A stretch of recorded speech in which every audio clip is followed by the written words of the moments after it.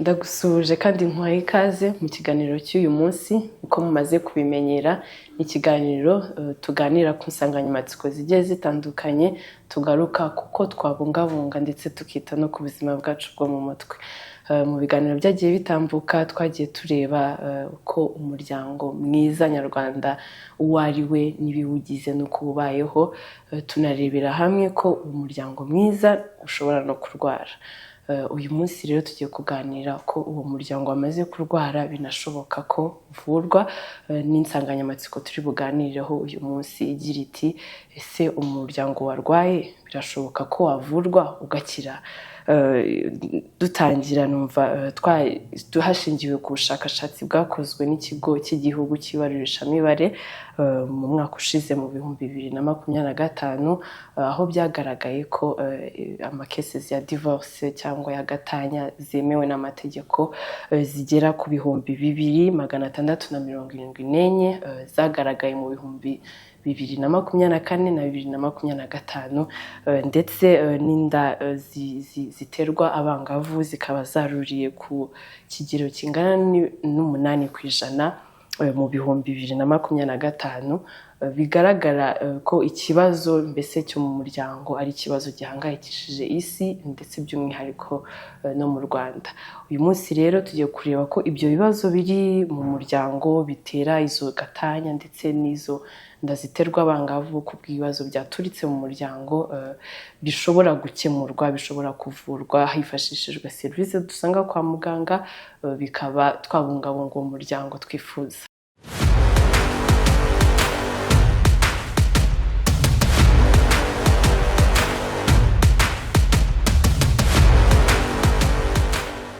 Uyu munsi rero ntabwo ndi njyenyine muri studio, ndi kumwe n'umutumirwa uri budufashe gusobanukirwa no kumva iyo nsanganyamatsiko, uburyo twavura tukanabungabunga umuryango nyarwanda twifuza. Ndi kumwe na Nsengiyumva Atanaze, turakwakiriye. Murakoze cyane. Atanaze akaba ari inzobere mu bitaro Kigali Mental Health Referral Center cyangwa se ibitaro bikuru bishinzwe kwita ku buzima bwo mu mutwe biherereye Kinyinya. Agiye kudufasha uyu munsi mu gusobanukirwa neza uko twabungabunga ubuzima bwacu bwo mu mutwe. Nanjye muri kumwe uyu munsi Nikeza Melissa, guhaye ikaze. Twihuse rero gutangira Tana, ubundi twabonye ko umuryango ushobora kurwara n'ibimenyetso bigize cyangwa biranga umuryango wamaze kurwara, ariko uwo muryango ubundi koko warwaye birashoboka ko twawuvura ugakira? Urakoze cyane. Mbere y'uko yenda twihutira mu kuvura umuryango, nubwo mu biganiro byatambutse mwagiye mubigarukaho, twongere twibukiranye umuryango dushaka kuvuga ahangaha ni uwuhe. Umuryango ni urugo rugizwe n'umugabo, umugore n'abana. Ntekereza ko ari wo muryango uyu munsi dushaka kwibandaho cyane, ariko uwo muryango uranakura. Nabyo dukwiye kuba tubizi ko iyo umugabo n'umugore bamaze kwemeranya kubana bagashinga urugo, bagira amahirwe bakabana n'abana, abo bana bazagira ba nyirasenge, bazagira ba se wabo, bazagira ba nyirakuru, babyara babo, umuryango ukaba mugari muri rusange. Ariko mbere y'uko yenda tunamenya niba se koko umuryango urwara, ko ariyo nsanganyamatsiko, ni byiza ko tubanza kurebera hamwe ubundi ni ibiki biranga umuryango utarwaye, umuryango utekanye. Ni umuryango aho abawugize baba baguwe neza, babanye neza, batekanye mu rugo rwabo, bashobora guhangana n'ibibazo n'ingorane z'ubuzima bwa buri munsi, bakaba bashobora kuba bakora bakiteza imbere, bagateza n'igihugu imbere. Uwo niwo twavuga ko ari umuryango umeze neza utarwaye. Ariko ibitandukanye nabyo, aho tuza kubona ugutandukana kw'abashakanye nk'uko umaze kugaragaza imibare yagaragajwe n'ikigo cy'igihugu cy'ibarurishamibare itari mikeya, aho tuze kubona amakimbirane, aho tuza kubona harimo ihohoterwa mu ngo, ryaba rikorerwa abana, ryaba rikorerwa umugore, aho turi buze kubona aho ukuganira mu ndimi z'amahanga twakwita communication itakigenda neza, ubwo umuryango uba watangiye kurwara. Ibyo rero kurwara k'umuryango nibyo twita yenda family dysfunctions. Ntabwo biri kugenda neza, harimo kutavugana, harimo kudahuza, harimo kutumvikana, bikabyara amakimbirane, tukazajya tukabona umwe aragenda asohokamo, umwana akagenda kuzageza naho n'umugabo ajya hariya n'umugore akajya hariya, aribyo bizitwa gutandukana, byari tumaze kuvuga. Ubwo umuryango uba watangiye kurwara. Yego. Umuryango warwaye rero birashoboka, umuntu ashobora kwita yibaza niba warwaye ariko se ushobora kuvurwa. Yego. Umuryango rero burya urarwara, ariko si nka za ndwara izi tubona abantu bajya kwivuza bagafata ibipimo bakabona malariya, bakabona diyabete, bakabona isukari yazamutse, umuvuduko cyangwa iki. Ni bya bintu nari maze kubabwiraho umuntu arwara. Kudakora neza k'umuryango, kudakora neza kw'imibanire, kudakora neza imikorere y'umuryango uko yakabaye igenda, ibyo twita mu ndimi z'amahanga yenda family dysfunctions. Ubwo umuryango uba warwaye. Bwa busabane tuvuga bw'umuryango, busabane nta buhari, umuntu wese arakora ibye, nta bwumvikane buhari, nta nama ihari, nta gitsure cy'umubyeyi ku mwana, buri wese arikorera ibyo uko abyumva. Ubwo umuryango uba watangiye kugira ibibazo. Wenda n'abadukurikiye barisobanukirwa ko bashobora no guhita bisuzuma bishingiye wenda kuko umuryango wabo usigaye witwara muri iyi minsi, ko atari kwa kundi indwara zisanzwe wazanye umuriro se cyangwa iki. Bya biganiro bwa busabane iyo byatangiye kuza, nibwo tutangira kumva ko umuryango watangiye kurwara, ibyo turi kwita umuryango urwaye. Ubwo mise nibaza ni ryari, niba nabyita nk'ibimenyetso mpuruza cyangwa utu alarme se tuguhuririza cyangwa tuguhamagarira ko umuryango wanjye rero urarwaye, ngomba gushaka ubufasha. Yego. Urakoze cyane. Uburwayi bw'umuryango bwihutira kwangiriza amarangamutima y'abagize umuryango. Burya umuntu wamaze kwangirika, amarangamutima yamaze kwangirika, turaza kubona ibimenyetso inyuma. Nibwo tubona wa mugabo utagishaka gutaha mu rugo, ashaka gutaha ari uko basinziriye, kubera ko ari ahantu yumva atifuza. Niho tubona wa mwana ahora yigunze, adashobora kugaragaza ikibazo afite ngo akibwire umubyeyi cyangwa se akibwire umuvandimwe we. Niho tubona hahandi hahora intonganya, nta jambo ryiza rihaba, niba abandi bahora barwana, niba abandi bahora mbese amarangamutima yamaze kwangirika y'umwe mu bagize umuryango, turaza kuyabona mu bimenyetso. Aribyo turubwite imyitwarire mibi, imyitwarire idahwitse. Tubone umuntu amaze igihe adasinzira, nta kintu na kimwe kikimushimisha mu byari bisanzwe bimushimisha. Baramutumira mu bukwe bw'abavandimwe ntakijyamo, yari asanzwe yenda ari umuririmbyi muri korari ntakijyamo, ntakiniyitaho. Ayo marangamutima yamaze kwangirika rero, uretse kubibona muri ibyo bimenyetso, umuntu arangirika haba mu mitekerereze, haba mu myitwarire, haba no mu mivugire. Ni wa muntu usigaye ashihurana kandi siko yari asanzwe, ku buryo utangira kubona impinduka ku muntu, za mpinduka utari usanzwe umuziho. Impinduka n'ibyo ushobora kuba wabonesha amaso, bitabaye ngombwa gufata ibizamini bya laboratwari ngo ubone ko umuntu yahindutse. Kubona ko umuntu yahindutse mu ntekerezo bishobora kukugora, ariko ushobora kubyumva mu mvugo. Aho ubwira umuntu ati yenda ati jya kutoga, urabibona ko yahindutse nta cyoga, ariko akakubwira ati urupfu ruziyogereza. Urupfu ruziyogereza, n'ubundi nta myaka 100, n'ubundi ukabona ari wa muntu uhora mu bwihebe, mu maganya ya buri munsi. Icyo gihe rero nutangira kubona ibyo bimenyetso, nutangira kubona umwe yagiye avamo mu rugo, yagiye hirya, atakishimishwa n'ibintu byari bisanzwe bimushimisha, asigaye yumva, ubona impinduka zigaragarira buri wese.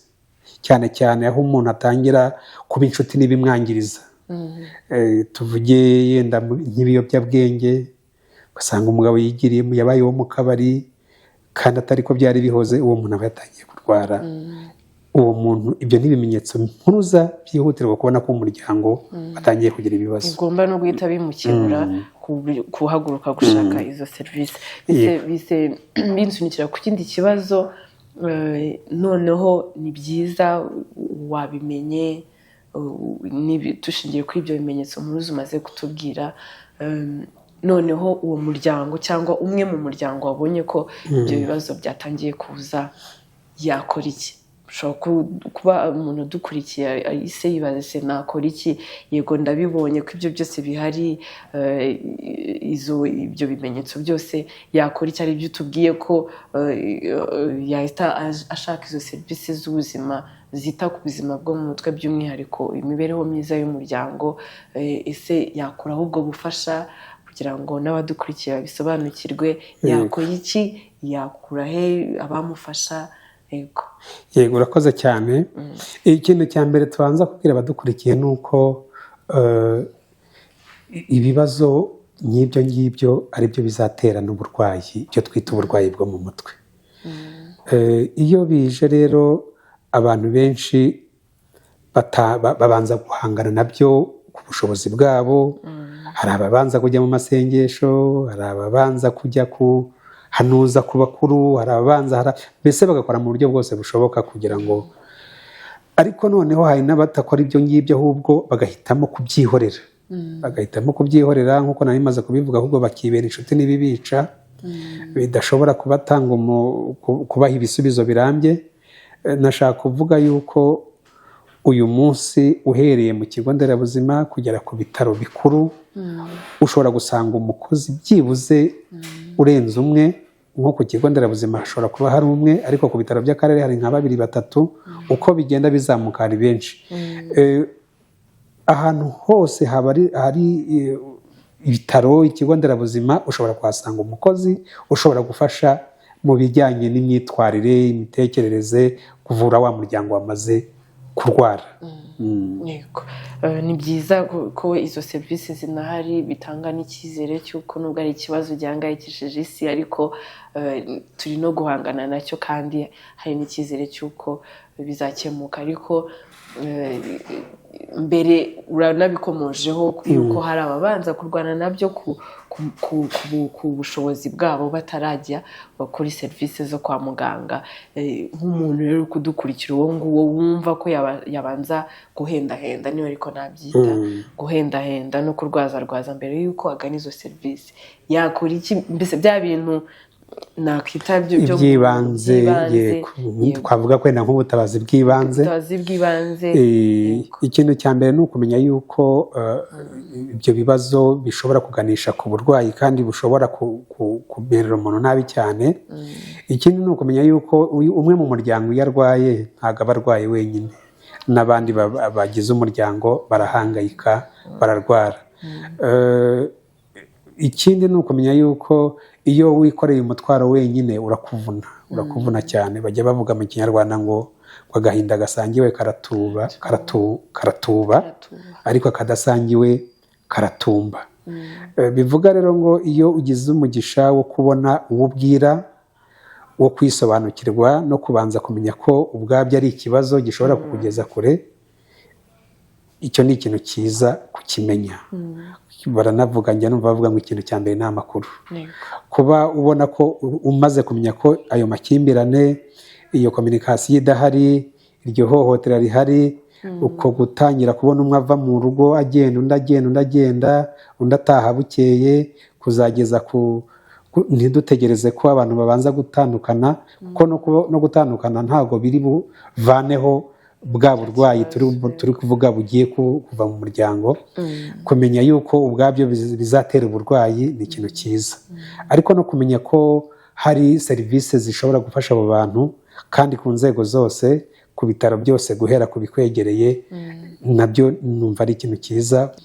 Ikindi kugerageza, ubwo turi kuvuga kuri wa muryango wamaze kurwara, yenda iyo tuza kuba turi kuvuga ku muryango utararwara twari gutangira kuvuga ku ibyo twakora kugira ngo umuryango utazarwara. Ariko umuryango wamaze kurwara tayari, birasaba rero ko twihutira kugana serivisi zo kwa muganga, aho bashobora kubona abantu bashobora kubafasha. Urakoze cyane. Nubwo turi gukomeza tugaruka ku muryango wamaze kurwara, ariko mu kinyarwanda abantu bivuga neza ko kwirinda biruta kwivuza. Numva rero nubwo twagarutse insanganyamatsiko y'uyu munsi ari turi kugaruka ku muryango wamaze kurwara, ariko hari n'ibyo twakora mbere y'uko umuryango wacu, umuryango mwiza twaganiriyeho, ugera muri izo risike zo kurwara. Hari nakita niba ari ingamba cyangwa se ibyo twakora kugira ngo tubungabunge, twite ku muryango wacu tuwurinda kurwara. Yego, urakoze cyane. Reka yenda duhere ku mugore n'umugabo bagiye gukora umuryango. Ese babwirana iki? Ese ni ayahe magambo ubwira uwo mubana? Ese umubwira amagambo amukomeza? Ese umubwira amagambo amukiza? Se umubwira amagambo agarura ubumuntu? Ese umubwira amagambo amwubaka cyangwa se amwomora ibikomere? Kuko mushobora kuba mukoze umuryango ariko hirya mbere yaho hari ibindi bikomere wari usanzwe ufite. Ese aho ntabwo umubwira amagambo amwunga umutima? Umwe muri bo ndavuga umugore cyangwa se umugabo. Ese aho ntabwo ukoresha amagambo ateye ubwoba? Ese ntabwo waba umukomeretsa buri munsi? Ese ntabwo waba umwambura ubuzima? Ese ntabwo waba ukoresha amagambo atesha agaciro? Ibintu nk'ibyo rero niba iyo bimeze bityo biratera uburwayi. Nkaba rero nsaba abadukurikiye batwumva ko dukwiye kuvuga neza, gukoresha ijambo ryiza. Baravuga ngo ijambo ryiza ni mugenzi w'Imana. Si byo se? Mugenzi w'Imana kandi riravura. Bihera ku ijambo. Kugira ngo umuryango uzarware bihera kuri kominikasiyo. Kominikasiyo, bwa butumwa bahana ni ubuhe butumwa? Ese ni ubutumwa bwubaka? Ese ni ubutumwa busenya? Dukwiye rero kugerageza gukoresha imvugo nziza, imvugo yoroshye, ariko imvugo ihumuriza kandi imvugo ivura. Murakoze cyane. Numva ngewe hari n'icyo mise nkuramo, nubwo ari ibyo ngibyo ari ibyakorwa kugira ngo umuryango utararwara tuwurinde, ibyo tubwiye byiza rwose. Numva n'uwamaze kurwara bitabibuza ntabwo byabuza rwose, ni ukugarura bya bindi byiza byahozeho, y'amagambo meza. Niba hari agatotsi katangiye kuza mu muryango, umugabo cyangwa se umugore cyangwa se mu bana, ko kumubwira amagambo meza ntibibujije ko wa muryango wamaze kugenda wakongera kugaruka. Ikindi kandi twanakongeraho, bikwiye kwigishwa hose, haba mu kazi, haba mu bigo by'abikorera n'abigenga, haba mu nsengero. Pasitoro, padiri niba ari kwigisha akomoze ku muryango. Hari ijambo nasomye muri Bibiliya, yenda ntabwo aricyo cyatuzanye hano, ariko naryo warivuga ryafasha. Mu Banyefezi 4:29 aravuga ngo ntukagire ijambo ribi riva mu kanwa kawe, ahubwo hajye hava ijambo ryiza ryahumuriza abandi, rikabagirira akamaro, rikagirira akamaro abaryumva. Ibintu nk'ibyo tugiye tubigarukaho rero mu buryo bwose, aho abantu bateraniye ari benshi, mu nteko z'abaturage, mu migoroba y'ababyeyi, tugaruke ku muryango. Kuko umuryango ni ibitaro bitoya, ni ahantu, ni icyanya gitekanye, ahantu umuntu akwiye gukirira ibikomere bitandukanye mbere y'uko ubanza kujya kwa muganga. Urakoze cyane. Urakoze kudusangiza kuri ibyo bintu byose byiza mu kubungabunga. Ni nk'ifumbire, twabyita ifumbire ryo kugira ngo umuryango mwiza nyarwanda utohe, ube mwiza, ube ijuru rito, niko nyanumva babivuga. Dusoza rero iki kiganiro, hari abadukurikiye nk'uko ikiganiro cyacu kigamije kwigisha no gutanga ubutumwa ku kuntu kwiza ko kwita no kubungabunga ubuzima bwacu bwo mu mutwe, ari nabyo turi kugarukaho ku buzima bwo mu mutwe. bugera no ku bagize umuryango. Iki wagenera abadukurikiye kugira ngo hari umwe cyangwa babiri byafasha? Urakoze cyane. Nababwira ko umuryango ari aho umuntu yigira indangagaciro ndetse n'ibindi bintu bituma abantu babaho batekanye. Ibyo bibera mu muryango. Ababyeyi rero bagomba gufasha abana kugira ngo ibyo babigereho neza, babafashe kuba abo bifuza kuzababo. Ko babana nibo bazongera bagakora umuryango. Umuryango ugomba kuba icyanya cyiza gitekanye, aho abawurimo bagera bakumva bahishimiye, bakumva baranezerewe. Ni byiza ko hagomba kuba ahantu haherereye, aho wifuza gutaha, aho utifuza ngo ariko kuki bwije vuba. Bikwiye kuba ibitaro by'ibanze by'abatameze neza nk'uko nabivuze mbere, hakaba uburuhukiro bw'abihebye n'abafite intimba ndetse n'abatentebutse. Naho aho awugize bashobora guhozanya no gushyigikirana mu buryo ubwo aribwo bwose, umwe akaba inkingi undi akwiye kwegamira. Numva aribwo butumwa naha abadukurikiye, kuko mu muryango niho soko y'ibyiza, niho bikwiye kubanza gukemukira mbere y'uko binagera no kwa muganga. Urakoze cyane. Urakoze cyane. Ugarutse ko umuryango ariho ibibazo byose, hari uburuhukiro, hari ibitaro, aho hose Atanazi atubwiye. Bityo rero nkumva ari uruhare rwanjye, ari uruhare rwawe, umugabo, umugore, umwana udukurikiye, kugira ngo uwo muryango tubamo, uwo muryango tubarizwamo, ube ibyo byose Atanazi atubwiye, ube uburuhukiro, ube aho ibibazo bikemukira, ube aho wumva utategereza gutaha. Urakoze cyane rero, turagushimiye kwitabira ikiganiro cyacu cy'uyu munsi. Wakoze kwitabira. Murakoze cyane. Ndabashimiye kandi namwe mwabanye natwe muri iki kiganiro. Tugeze ku musozo aho twaganiraga ku muryango urwaye, uko wavurwa kandi ugakira. Aho tubonye ko umuryango warwaye, yego nibyo warwaye, ariko no gukira kwawo no kuvurwa kwawo birashoboka. Turabashimiye rero, mwari kumwe nanjye Keza Melissa ndetse n'umutumirwa wacu wavuye muri Kigali Mental Health Referral Center, akaba ari ikigo cy'igihugu gishinzwe kwita ku buzima bwo mu mutwe, Atanazi Nsengiyumva. Turamushimiye cyane. Urakoze cyane. Turabashimiye. Ibihe byiza.